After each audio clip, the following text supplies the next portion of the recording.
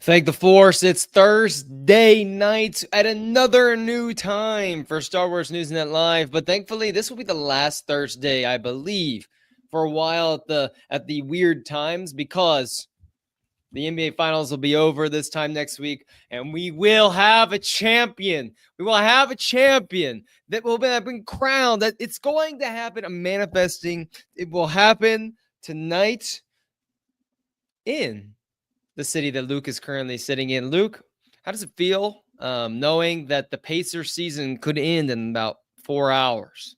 Well, oddly enough, like it's okay even if it ends. It's been kind of it's been an insane postseason for the Pacers. It's been really fun. I don't think people would say we're supposed to be here in the championship. So if we lose, it doesn't feel like we were supposed to win. And that's maybe not the most hardcore sports take you could ever hear. That's probably makes me sound like a hardcore Luke warm fan here, but no, it's been awesome. Like to win 2 games in the finals. I mean, I don't know. We've had a good run. I have a lot of friends. A lot of friends in Indy like you. I have some that are going to be at the game tonight, and this is going to sound horrible, but I want them to witness on their home floor. Like I want that to happen. Tom, good to see you this evening. I got a fun game tonight, which will be very interesting to see how it goes. All of this, Luke. I just saw your name, Trials of Luke. That's fantastic. Let's see the book. So guys, if you're keeping up at all with the publishing side, I know like Star Wars isn't a publishing, book type of franchise here, but the last book of the High Republic came out this week, and I've got to say, I'm extremely excited to read it. I almost don't want to because I don't want it to end, but it's like it's a big deal for people who are into the books, actively keeping up with the books. So, Tom, are you planning on trying to go through some of the High Republic books at some point? Yeah, I mean, I'm more an audiobook guy. I like even better. Yeah, I got I think the first 3. So I'm trying to plan out a time when I visit my parents. They're about an hour away, so like when I go there, I get some of my reading done. So yeah, I'm looking to dive in. I've heard so much about it. I know some of the overarching stories. So I'm looking forward to diving in. And I know I have a great resource in you guys. I need it so freaking bad. I need that High Republic book. I am not going to be home. I'm like in my parents' house. I am in this makeshift little room right now with all the we have like this little game room / workout room. And so I'm up here / my dad's filing cabinet, apparently, as I am visualizing that over here.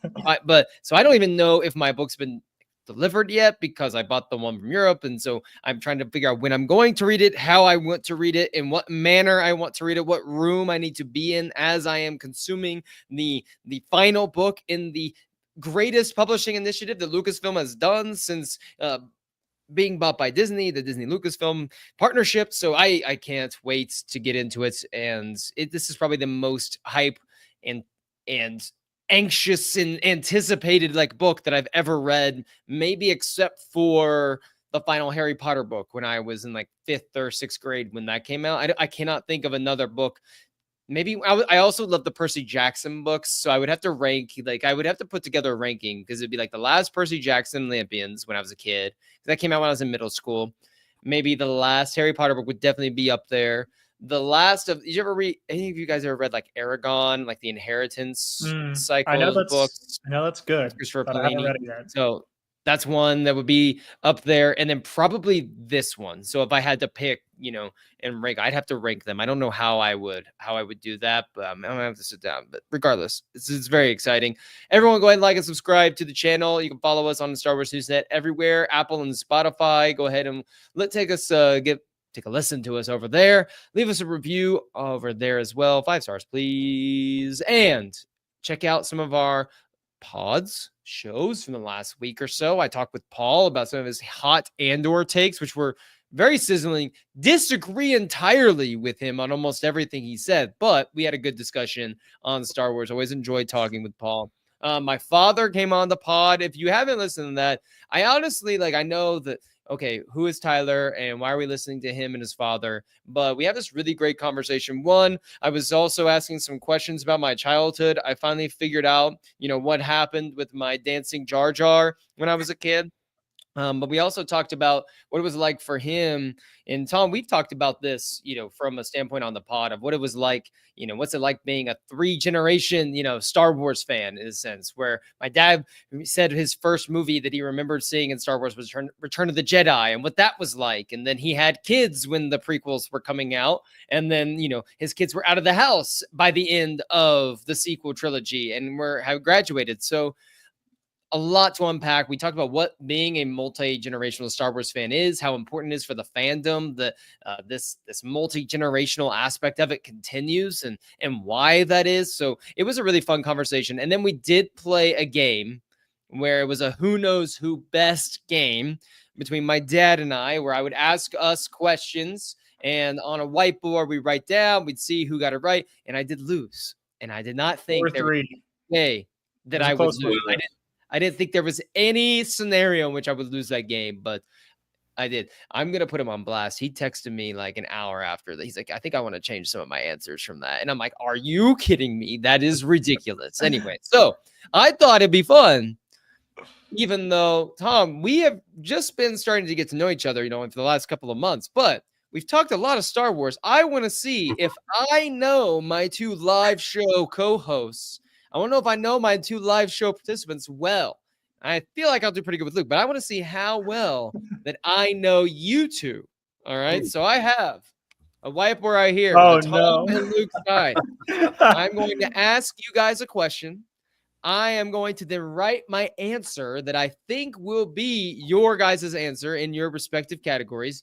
You'll tell me what your answer is, and then we will reveal if I am right or wrong. And so in the chat, of course, if you've been listening to Luke, you've been listening to Tom, I want to know, do you know them better than I do? And also you can put in your favorites or your answers for these questions as well, because I think it's fun to get into that. So the first one, we're starting off with an easy one. Who is your favorite Jedi of all time? And I believe that this will be an easy one for both of you. So I have that written down. Do you know your answer? Do you need a second to think about this, or are we locked and loaded? Ready to go. We're good. Ready to go? Luke, you're good? All right. Tell me your answers. Luke. Luke for Tom, and Luke Skywalker for me. Let's go. I am 1 for 1. Let's go on both of you. Gonna give myself a tally mark here. Give me a tally mark here. I was like, there's no way Tom's isn't Luke. I know we've talked for a little while. I was like, come on, I have to get that one right. Years. I always in my head play around with if I ever ran into Mark Hamill, what I would say. And I don't know what, I get nervous thinking about that happening. So, but yeah, I've been a Luke guy my whole life. All right, so 1 for 1. I know Luke's favorite is Luke, but followed closely by Kane and Jarrus. I know that. This one, I might lose some of us. All right, your favorite duo in Star Wars. Favorite duo in Star Wars. Okay, I got Tom's. What I think Tom's is going to be written down. I'm trying to think about Luke real quick. I'm trying to think. This one's a little bit trickier. I'm changing my answer for Luke. I'm changing it just a little bit. I feel like a lot of my answers are going to be related. I think I'm spoiling it. Okay. All right. No. I have it written down. I think I'm wrong though, based off of that comment. All right, Tom, who is your favorite duo? It's really hard, but I think Luke and Han, to me, it's so hard to, I mean, I don't know. Are they, are they really seen as a duo? But I wouldn't pair them as a duo personally. Yeah. So are you saying that answer? All right, I'll go with that because they're. I mean, to me, that's. Slightly. Okay, so is that who you're going with? Yeah, I'm going Han Chewie. Oh, okay. Luke? Going with Obi-Wan and Anakin. Oh, what? What? What? Han and Chewie for Tom. I put Kanan and Ezra for Luke. I thought that he would go Rebels. I really did. Wow. Yes, there's so many here. I was close to Anakin and Ahsoka too. Okay. All right. I'm going now. This one's tough. All right. This is most devastated you've been by a Star Wars moment. Most devastated you've been by a Star Wars moment. I'm so basic. Oh, this might be okay. I feel like I haven't I think I have Tom's. Yeah. I think I'm overthinking Luke's. I'm overthinking Luke's. I don't think that the actual answer for me is something I actually haven't like talked about on the show. It's not something that's super niche. It's pretty mainstream, but I just haven't talked about it myself. Was it when Thrawn was exiled from the Chiss ascendancy? Was that it? For you? Like, yep. No. Gotcha. Okay. All right. People in the chat, like, also favorite, like most devastated you've been by a Star Wars moment. I want to know. All right, Tom, what's yours? I actually have video footage of this because it was the finale of season 2 of The Mandalorian. I honestly, because I felt like Luke being my favorite character of all time, that moment to me was so like I couldn't believe they were going there, and I actually was filming reactions. So you interpreted this different, I guess, than I was anticipating. Oh, so did you like? I was just broken by that moment because, like, I used to film reactions. I will never show that reaction. Mm-hmm. It's just too embarrassing, cringy. I guess I meant like devastated in like a sad way versus like you were like so emotionally like hyped about that moment. I guess it was more of like a, oh my goodness, like devastated from a standpoint of, oh my gosh, I am broken inside. So a sad, like just devastated because the Luke was a joyful one. That's kind of what. Sad. Here, you think, Luke, tell me yours. About that. Again, I kind of feel bad because it's not something I've ever like talked a bunch about. People don't know me for it, but when I like the thing that has devastated me the most is season 2 of The Mandalorian, but it's the episode that Grogu is captured and taken away. Because we were caught up, episode by episode I'm watching, and that moment left me with like I have to sit a week with him being separated from this person he's been with this entire 2 seasons of this show. I was the most devastated by that. You're such a liar. You are such a liar. And I'm going to call you out on it in just a moment. Tom. Okay. So something I even haven't gotten over now is Han's death in The Force Awakens. Well, I was wrong all the way around here. I'm so basic. For Tom, I put Anakin's fall, and Luke, I put Kanan's death. I think you're telling me. You're telling me you should put that as correct. As Kanan Jarrus, your second favorite like Jedi of all time, that's a good one. Dying and sacrificing himself is less devastating for you emotionally than when Grogu was captured right before, with 2 episodes left in the season, where you knew in your heart of hearts that he was gonna be rescued. Like he's gonna be rescued. Maybe I'm just not good on my feet here. Okay. I think you should count that. You put a tally for that one. That's because I can tell you just a little anecdote here, not trying to take up too much time, but I was first going through that in like 2019. It was like 2 years after Rebels had ended. I hadn't had anything spoiled, and I watched Jedi Knight season 4, episode 12, and left my bedroom at the time. And I came down because I was living with my parents at that time, and I came down for dinner, and I was like, I don't know if I can do this, guys. Like, I'm gonna have to eat, and I'm gonna have to like go look up to my room. Like, I can't be around you guys right now. like, this is my favorite character of all time, or just like of at least the past couple of months. And I was like, I can't do this. RG said Loden Greatstorm or Yaddle's death are tied with him. My dad guessed Loden Greatstorm when we did that one in the show. And I'm like, honestly, if we were just taking non like movies, you know, that takes the cake. Like, oh my goodness, that so freaking devastating. It's so cruel by Kevin too. Like how he wrote that. Like, it's just cruel, honestly. All right, we have a couple more. Your favorite movie from each trilogy. Okay. So your favorite movie from each trilogy.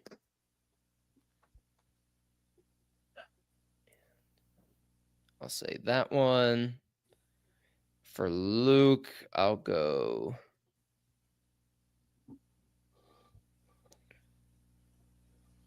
Ooh, for Luke, I'll go.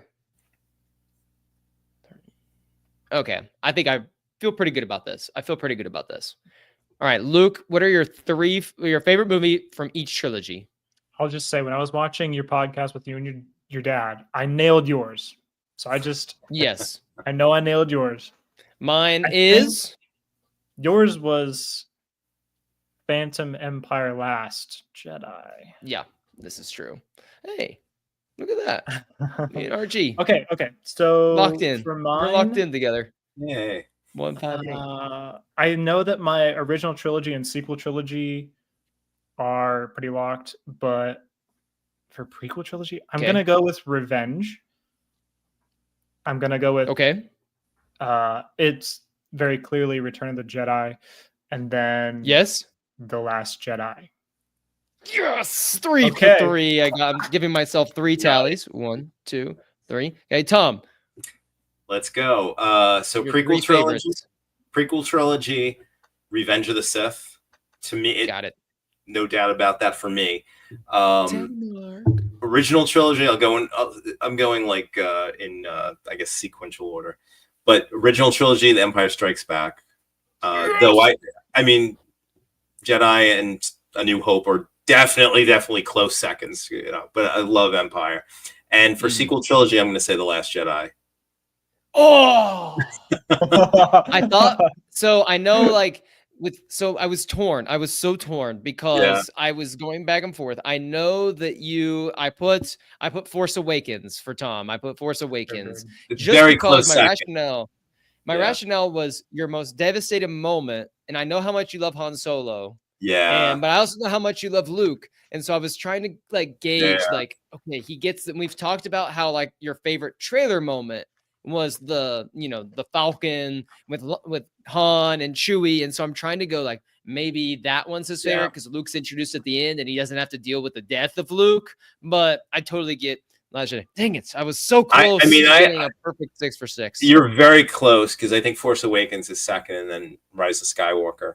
But I love it all. I love it all. Those are just, if I had to choose, those are the ones I would say. I love it all. All right. So this one is, which group or crew would you most want to be a part of? Okay. So you can be a part of the Ghost Crew from Rebels. You can be a part of the Bad Batch, the Children of the Watch, or the 501st. Okay. So you are a Mandalorian, Children of the Watch. You're a member of the Bad Batch. You're a member of the Ghost Crew, or you're in the 501st. Let's go. I kind of know what Luke's going to say, but I think I might say the same thing. I would love to be. Well, did you finish writing it? Yes, I'm done writing. I felt pretty good about this. And I'm sorry, Luke, if I'm stealing your answer, but I definitely would want to be part of the Ghost Crew. Yes. I mean, it just seems like it would be a blast, and it's a great group of people. Oh yeah. So this is, we have 2 more, and then we'll be done. I promise. We'll be 2 more. Let me just say, Tyler and I did a podcast for the Rebels 10year anniversary, and that podcast was like an hour and 40 minutes long because Rebels is so good to me. It is. So we had a really good time talking about that. So my dad said Bad Batch. My dad said Bad Batch. He said he felt like he would want to hang out with Hunter and Tech. I was shocked. I thought for sure Ghost Crew for him, but he was like, I want to be with the Bad Batch. And then obviously the Rebels crew. I feel like Ghost Crew is probably the most popular But I bet there's some people out there that if they don't mind wearing helmets, that would love to be a Mandalorian. Like I feel like there's probably some people who would definitely. Oh yeah, no, I think the Mandalorians are so cool, but I don't know if I'd want to hang with them. All right.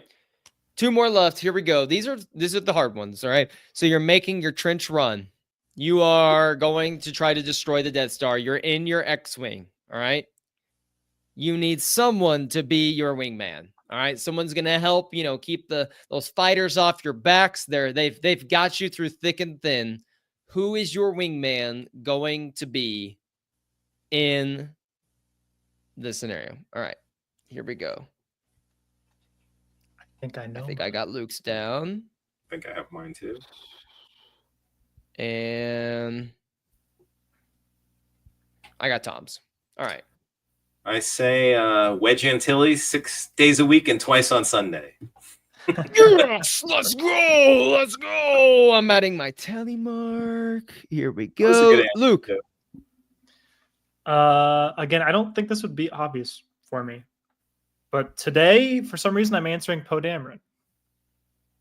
Oh! Let's go! Yeah, right. Nice job. Let's go.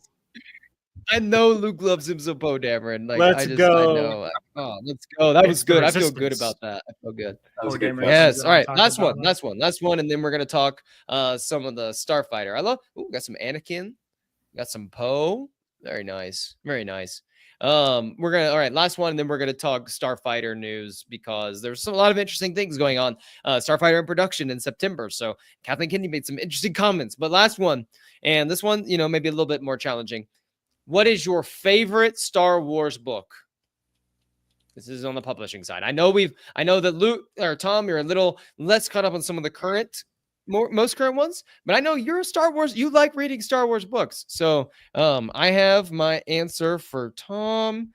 Now Luke's is going to be very interesting because I feel like with Luke, we have talked through so many Star Wars books that I know that he knows my favorite because I'm very outspoken, but I feel like Luke is very much, he keeps a lot of them tiered pretty closely. Yeah. So it's very much on the day. I will say I've got one that is definitely going to be my answer, but I think we've talked about it before too, and you're like, really? It's not. Yes, it's. I know. You also rank it very highly. Yeah, I know. I have 2 that I'm going back and forth on, and I'm really torn. I have 3 that come to mind, and I think I know what the winner is, but I'd like to mention the other 2 as well because it's close. Totally. Are you ready, Tyler? Yes, I don't feel good about these 2. All right. Tom. So love Heir to the Empire. Love the Jedi Academy books. I guess the first one in my head they're all like one book because it was so long ago that I read them, but I think I'm going to go with Darth Plagueis. I knew it. We talk about Plagueis a lot. Yeah. And so I was like going to right place, and I ended up writing. I wrote Heir to the Empire. I was listen, it was so close. I think in the last minute, as I was saying it, I was like trying to think. But Heir to the Empire to me is an amazing, amazing book. Oh, totally. I love the shadows of the Sith call out here. Luke, tell me what it is. Let me just say, Salvador Mendez kind of all night has been throwing out some Peters. Those are some good takes. My favorite book is Convergence. It is Convergence, and it is the one right before your favorite Cataclysm. Yes. For some reason, the first part of that duology, those just go back and forth. I answer that one. It just gripped me. It just brought me in. Yeah, no, Convergence is great. Cataclysm is there. I was wrong. I put Master and Apprentice, Claudia Gray. But I didn't feel confident about that because I remember us having this conversation and I was like surprised that was your favorite one a little bit. And I was like, Master Apprentice wouldn't be one that would make me surprised, but I don't know. I kind of remember the conversation we had when I read that on the boat when we were on that vacation there. Anyway, all right. The final tally is I got 7 for Luke, 6 for Tom, and I feel pretty good about my performance today. I feel pretty good. So that was fun. Thank you guys for indulging and sharing with everyone a little bit more about everything. Yes. Yaddle supremacy, Cataclysm, more Yaddle, the Yaddle Yoda moment. Tom, if you ever get to Cataclysm, there is a moment in the book with Yoda and Yaddle using the Force together to do something. And it is just a mind-blowing scene. Like you will be completely entranced. It is so good. All right. So are we ready? Let's go. Let's get into this a little bit. So Starfighter is officially going into production in September. Kathleen Kennedy said it in a recent onstage interview. So we have like an actual production date to start. We're going to get all these nuggets coming in. So before we talk about some of her other comments from this interview, let's kind of talk more about just the fact that we actually finally have the date. She had been saying the fall, so we knew that it was happening, but now we know September is the time. They're filling out the cast for this right now. And what is the current vibe on Starfighter? Not necessarily from just, we had a movie in production, but I think let's hone in on something important here, that this is our first movie post The Rise of Skywalker. This is going to take us into a new era of Star Wars movies.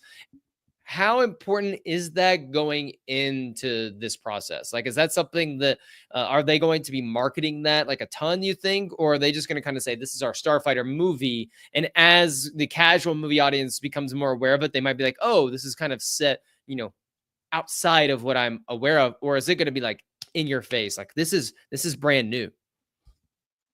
I think this is massively important that we're taking a step outside Skywalker saga. That's how this franchise is going to stay alive, into the future, is you got to branch outside that 60-year gap. So I'm super excited that we're pushing past and we're moving forward. And I don't know, this story taking place outside the Skywalker saga in live action. The last time we saw this was last summer with The Acolyte, and I think they marketed that heavily. I remember, like, for a lot of these projects that we've been seeing for the past 5 years, the marketing doesn't start until like a month before it airs or something like kind of crazy like that. But with The Acolyte, they started like 3 months before. I remember we had a trailer in March. It came out in June. And so they did a ton of like sit down interviews and roundtables. It was a lot. Yeah. They felt pretty good about what they had cooked up. For better or worse. I appreciated that. I mean, whether you liked what we got or not, I liked how it felt leading up to The Acolyte. I liked The Acolyte for what it's worth. And so I think the similar roadmap should work. I think that if this is going to take place outside the Skywalker saga, you need to get people realizing that they're like, hey, this is like past episode 9. Maybe you didn't like 9. Maybe you didn't like the sequel trilogy. This is not that. It's not a direct continuation. We're pushing past it. We got big name people attached to this. I think marketing should go hard and it should succeed. Really, I mean, it shouldn't be that hard to market it. It's interesting that you say that, and I'm going to throw this to Tom because when I was talking with Paul a few days ago, he mentioned that he kind of hopes that they don't really make it that overt, that it's more of the people deep in the weeds are going to know that it's, ahead of time, that it's outside the Skywalker saga, those of us that are following all of this. But the average Star Wars fan, just having them just think it's just, another Star Wars movie, and Ryan Gosling is there with Sean Levy being in, on the backs of that, go ahead and go through it. And then maybe as you're, going through the film, you have like a couple nods to like a New Republic or a Master Skywalker and a couple things like that versus, making sure everyone is aware that it's outside the saga. So I'm curious, Tom, which approach do you think is going to be better? Like the more, all right, let them kind of come in and discover that for themselves, or hey, we're going to let everybody know? Well, you have a few things playing, I think, in their favor. First of all, this is going to be the first Star Wars movie in what does it come out, 2027? So, well, no, I'm sorry, Mandalorian Grogu's coming out first, but it's going to be, hopefully, if that does well, that is a question too, because that's kind of setting it up to get audiences back to the theaters to see a Star Wars film. So I think that it is the 50th anniversary of Star Wars too. It's the 50th anniversary, so we're going to be hearing a lot about Star Wars all year in 2027. That's when Celebration is. There's going to be a lot of publicity for this. You have an A-lister leading the film. It's a Sean Levy film, so that's going to, I think, bring people out. I think that the casual fan who's going to be excited to see a Star Wars film that'll just go see it isn't going to be that interested in when it takes place or the era that it takes place. I know a lot of us fans really want to see that because it is something new, unexplored.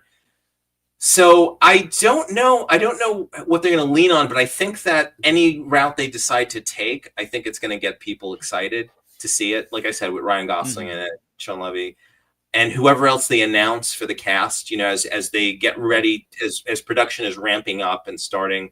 I guess they're going to go before the cameras in September. We'll probably have another cast or more cast announcements will be coming. So it's interesting. I don't know as far as what are they going to go after other big names? Do they really need that? But I don't know in this case. Right. I don't know.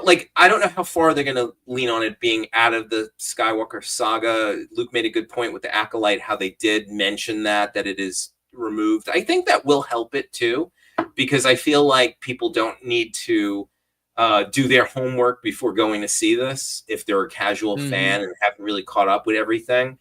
Whereas a show like Ahsoka, you really needed to know a lot going in. Even in, I had a friend before The Force Awakens came out that said, I don't really know about Star Wars, but all the hype, they kind of drew them in. They liked the trailer. How do I get started? But with something like this, it would be refreshing, kind of like Andor, that you could just jump into it wherever you are. And I think that will, I think that will bring even more people and casual fans to see this.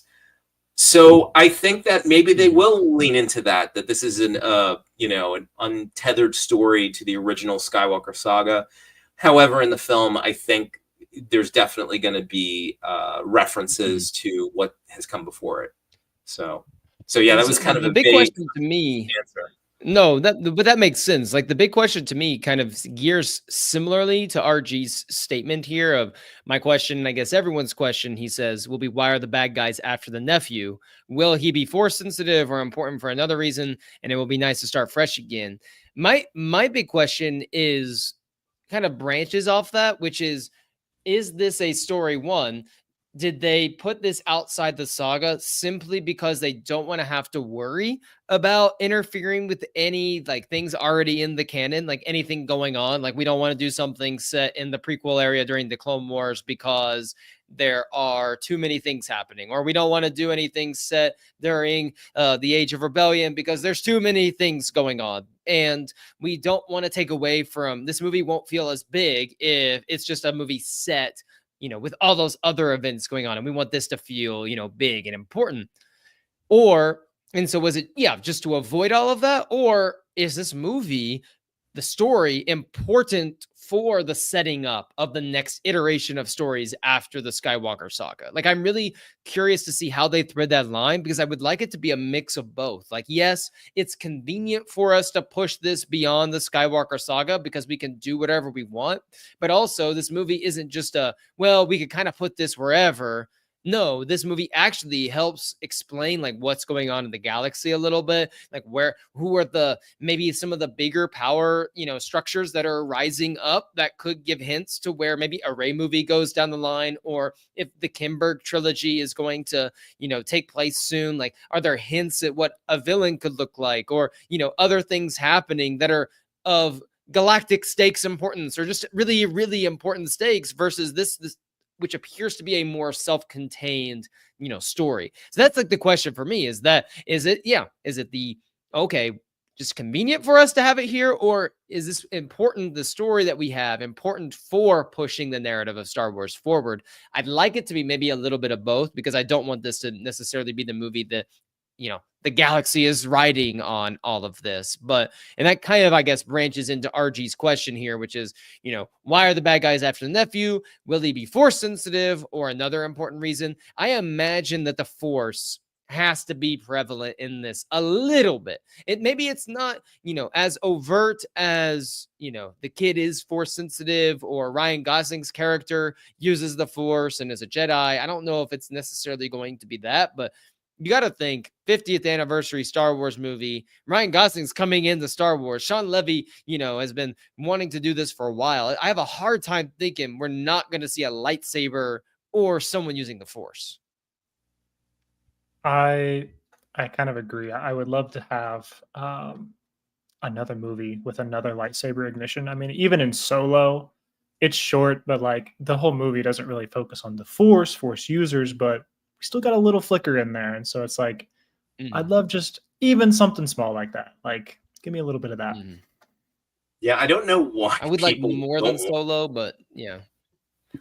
I don't know why people don't want to see lightsabers of the Force. It kind of like, if it's done well, I understand. I understand some of the reservation with people that some of these things tend to repeat. I was watching something and they're playing the clip from Balin from Ahsoka. It goes on and again and again and again. And I understand where a lot of the themes do reemerge, and that is part of Lucas's storytelling. But I feel like I would be surprised myself. Like, if they're after this kid, if that's the kind of the rumor of what the story is kind of entailing, I think it might have been confirmed too. But there has to be something special, and anything other than him being force sensitive sounds like it would be a smaller story. Not that I'm against that, but it sounds like it would be something. You're in Star Wars. There's someone that people want to get to, or a child, and it sounds like it has all the markings of something like that that'll be force related. So I would be surprised, and I think, Sean Levy talked about how he wanted to not be, bound to, I guess leading up or setting something else up as far as, being bound to canon, so he could really do his own thing, which I'm really happy to see. But I would be surprised if it didn't have the classic hallmarks of a Star Wars film, and if it didn't reference the Skywalkers, at least Rey, at any point, especially in this time in the, I guess, timeline, I'd be very surprised. Not that to say that they have to, but I would be surprised. I agree. Just a reference, or like, oh my goodness, we can't do that because Master Skywalker and the Jedi might be after us if we do that. Just something like that. Yeah. I think that I would like this story to not be a grand tale, like of galactic stakes, like super important. Like, have this be a self-contained Star Wars story where you can create a smaller stakes, maybe from the galaxy-wide, perspective, but create the characters and the stakes for the character are so important and so, just magnificent that it feels great to you. Like, it feels great to the audience, and we are greatly anticipating what happens, even though maybe the other people across the galaxy, it's not going to affect them. And I think you can have a little bit of both. But like you said, Tom, like, this is a Star Wars film, the 50th anniversary of Star Wars, first film after the Rise of Skywalker, like, timeline. There has to be a little bit of an extra, pop and sizzle here, because this isn't just going to be your everyday Star Wars film. And this is honestly, like, I don't even know if I consider Mando and Grogu like the return for Star Wars in theaters. It's going to be, by all intents and purposes, it is, because, we're literally back on the big screen for the first time. But that's the continuation from, a global streaming phenomenon. And I feel like it's just a little bit different. My expectations for this next movie with Sean Levy behind are far greater expectations on what I want to see from, cinematography, scale, story, just the overall experience. Like, it's way greater than that. But on the other hand, yes, it's technically not the return to theaters. But Luke, where are you at on you mentioned, Solo. Are you kind of wanting a story that is on that same level of importance? Granted, we knew who Han Solo was and we're building up to this character that we know and we love. Or would you like maybe a step above that? Because while Solo is not really galactic level stakes here, but the stakes are very real for, Han and Lando and Kira in the movie. Great question. I would like somehow a level up from that, a step up from that, because I love Solo so much. I love that movie. Mm-hmm. And I think that's kind of the beauty of it, is it's not like we're trying to take down the Empire in that movie. It's just stakes for Han, like you just said. So I would love something that feels very personal for these characters, this tight group of this cast. And for it to be mildly galaxy spanning. I think the thing that gets me about like Force users is that they're so rare, and they kind of can like bend a lot of people's fates toward, dark side or light side. They have a lot of power and sway. So like, I don't need that in the movie. I think it's awesome if there is someone like that. I don't need it to be a main character, but the story, I think it'd be awesome if this is going to deal with maybe how a planet is run, maybe a government that is like local, like that is kind of our setting. Because I don't need it to be like the galaxy spanning, like I just said, but I'm trying to like in my own head, and I know Star Wars so well, like maybe planets, and I want to see some planet hopping. I want to see some different like environments, but like, you know what I just thought of? Like a great way to not necessarily, I think I found like the middle road scale, and this is going to be super niche, but and I'm sorry, Tom, because this is High Republic related, but there's like this battle, they call it the Forever War between Aram and Arano, which are these two rival, like these two neighbor planets in the same system that rely on each other essentially, but they've been at war for such a long time, and because they're at war, it is affecting like other trade routes and things in the area. This is not, but this isn't affecting the whole galaxy. This isn't like this galactic war, but it is a smaller contained story. But for the people in that story, it feels so much bigger. And you're reading this like what's happening. And obviously, this isn't going to be like that because we have a nephew, the uncle trying to save his nephew, and they're on the run for people. But you can create a narrative in Star Wars that definitely toes that line. What do you guys think about Kathleen Kennedy? It's kind of transitioning, mentioning that she felt like Star Wars, and I'm paraphrasing here, feels like Star Wars is in a place where you could tell these standalone stories and then have stories that, continue off of them or branch off of them. And that's kind of the place that Star Wars is in right now. Did you guys interpret that as this is the future of Star Wars? Is these just simply like having a standalone movie, and if maybe it hits, we keep going here, and if it doesn't, okay, we just try something new? Or do you guys think that maybe she was just talking about in this instance with Starfighter, we have the capabilities to do that? And regardless, I want to know, like, should Star Wars adopt some of that model and try to play around with some of that? Or should maybe the gold standard for Star Wars continue to be like maybe this Kimberg trilogy that's coming up? Like, what is the next, trilogy of films or the next big story across multiple movies that we can tell on the big screen in this galaxy? Yeah, I hope they do both. I feel like, especially with the sequels, at that point, that's what Star Wars films were, right? They were trilogies. So they were kind of bound to that.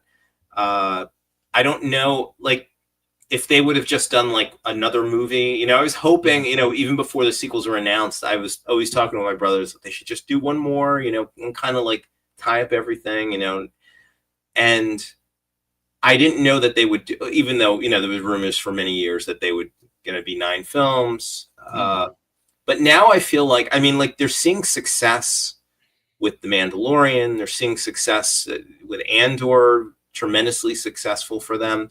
So I feel like they maybe can shake up this format finally after all these years and have Starfighter be a standalone film. That's great. We loved it.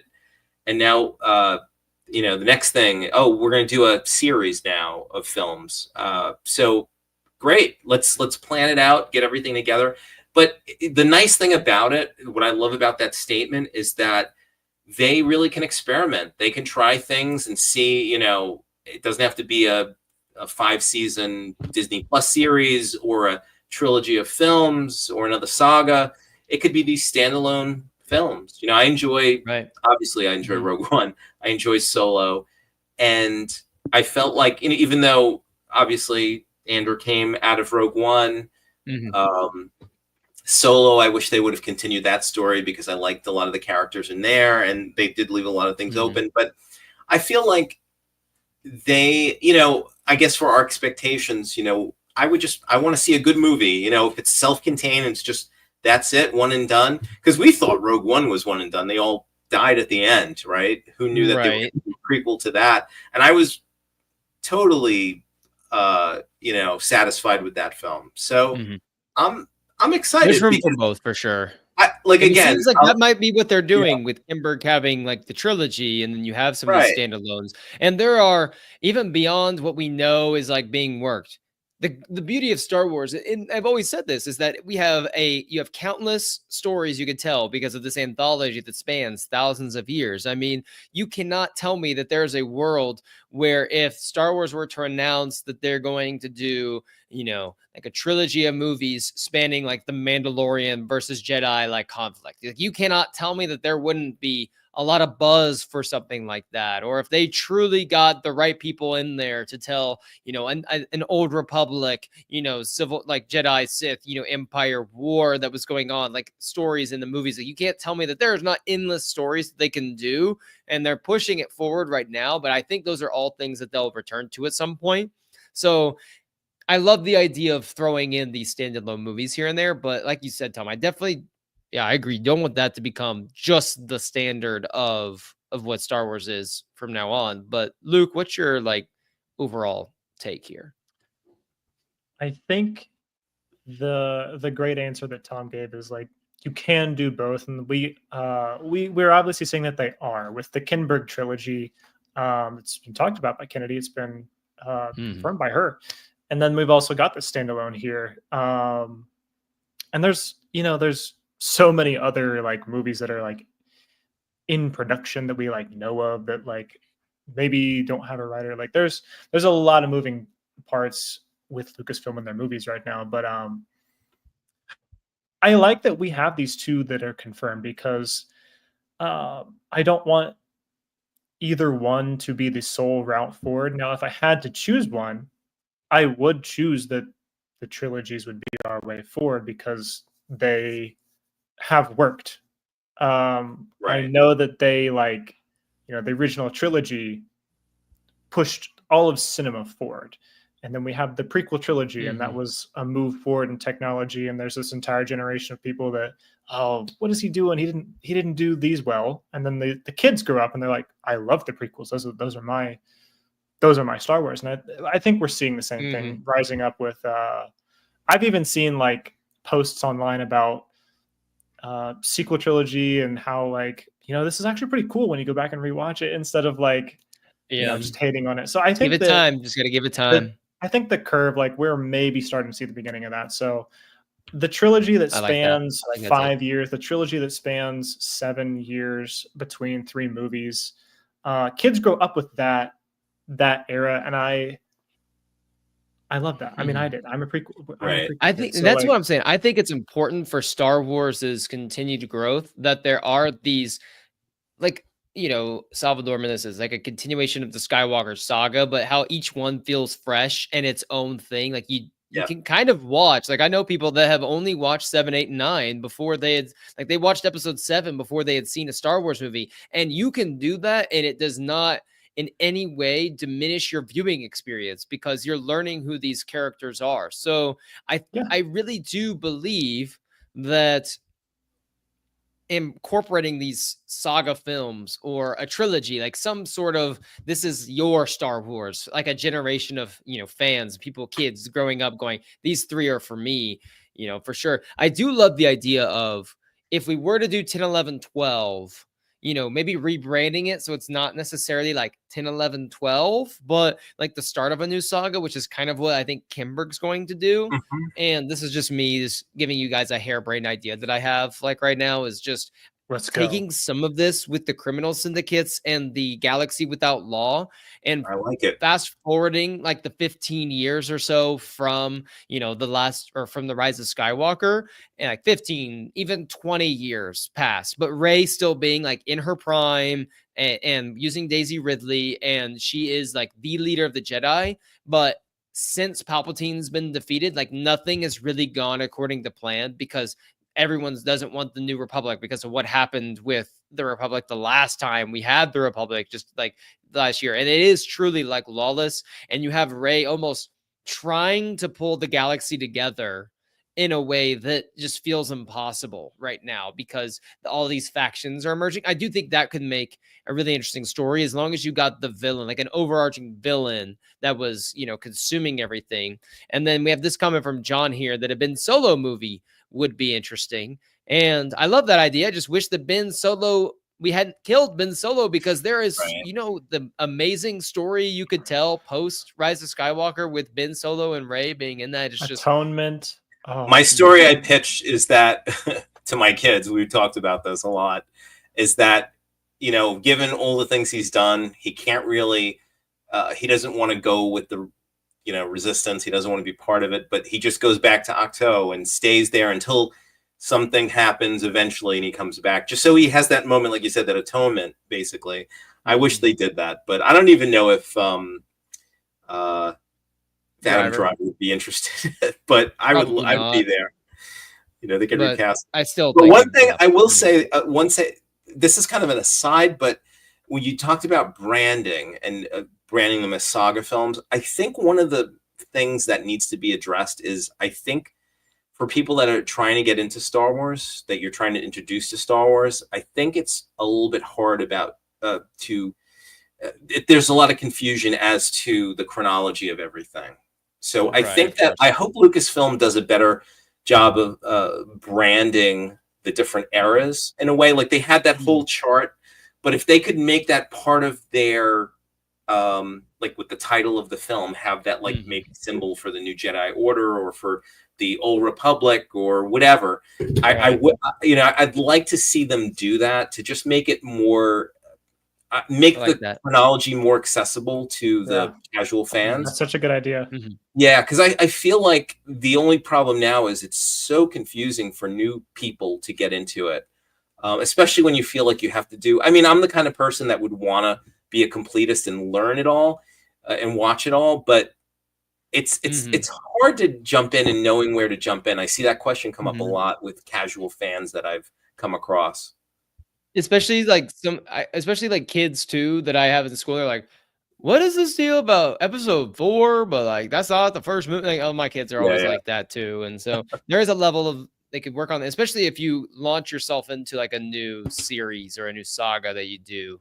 It could definitely make sense. I also would love to see this as a series. You mentioned like a New Jedi Order series following like younglings learning the Force, or Luke knows that I have been dying for like a Jedi Order show, like that is not necessarily following one. It's like more episodic storytelling, but you have the Jedi Order and you're following like a different master and apprentice. Maybe like the whole like season is like, it's like 12 episodes and it's just different characters going on different missions with various Jedi.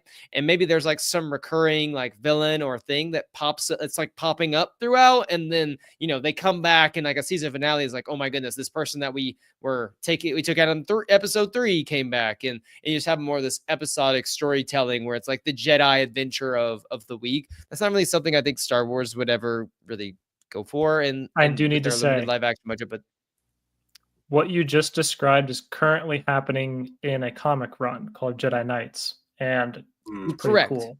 So they need to do.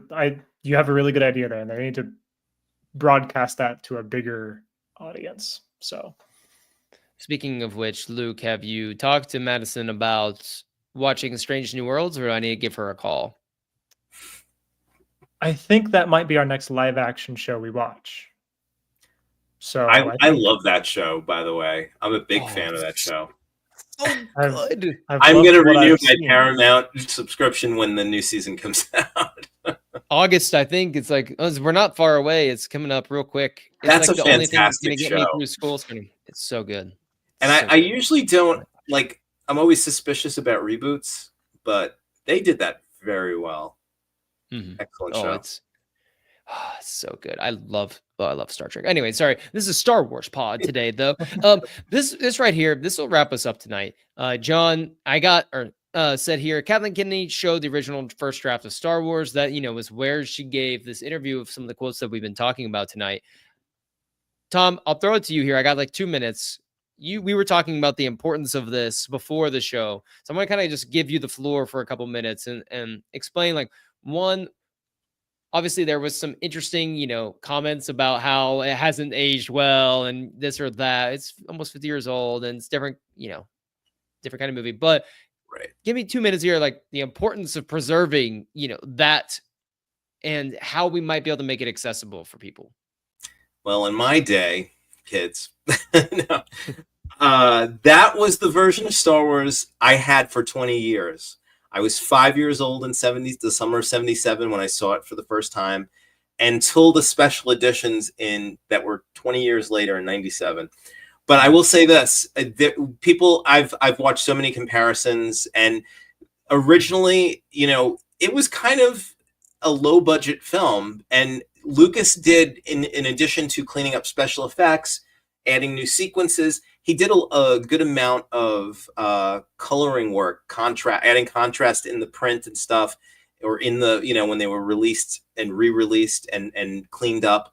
They did a lot of changes, with a lot of it. Like I've heard, and this is obviously when I was a kid, talking about how the cinematography, for the way it was shot, like a lot of the Tatooine scenes are very washed out and this and that. So I'm sure people, I wasn't there for the screening, obviously, but I've heard things like that. And, this is a movie from the 70s and it was shot in that style. And sure, Lucas went back and he added special effects that when you see today, it kind of does fit in very seamlessly with the rest of the saga films and with, I guess, as far as effects wise and the look of it.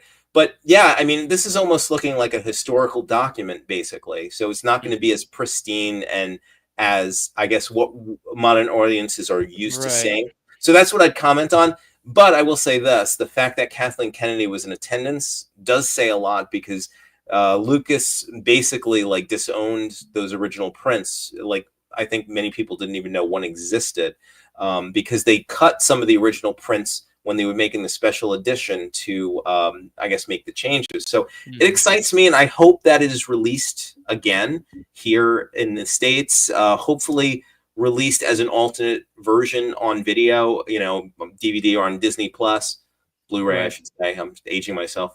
But I think it's great. To me, it's a historical document that should be preserved. And I think that there are a lot of things about it has a lot of story beats or things like, the Han shooting first and everything. It just flows to me much better. The scene with him and Jabba isn't really necessary because they cover the same ground with Greedo. I can go on and on. But to me, it's the one I grew up with. So I'm excited. It makes me excited. I know Lucas prefers the special edition, and many reasons that one is superior in a lot of ways, visually and effects wise and such.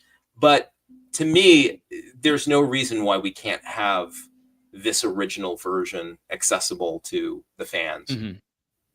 That makes sense. Sorry, that was I appreciate your perspective on this as someone who was there and watched these movies as they came out for the first time before these special effects versions went out.